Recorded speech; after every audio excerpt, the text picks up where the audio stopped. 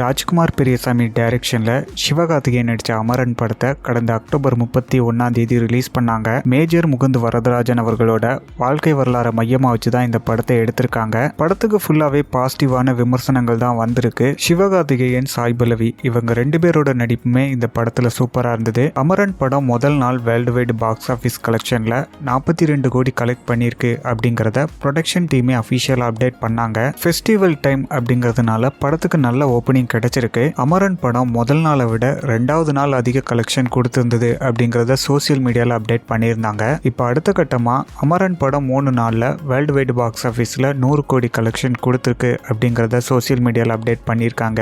And சிவகார்த்திகேயனுக்கு 3வது படமா 100 கோடி கலெக்ஷனை இந்த அமரன் படம் கொடுத்திருக்கு. டாக்டர் படம் 25 நாள்ல 100 கோடி கலெக்ஷனை கொடுத்தது. டான் படம் 12 நாள்ல 100 கோடி கலெக்ஷனை கொடுத்தது. இப்போ அமரன் படம் வெறும் 3 நாள்லயே 100 கோடி கலெக்ஷனை கொடுத்திருக்கு.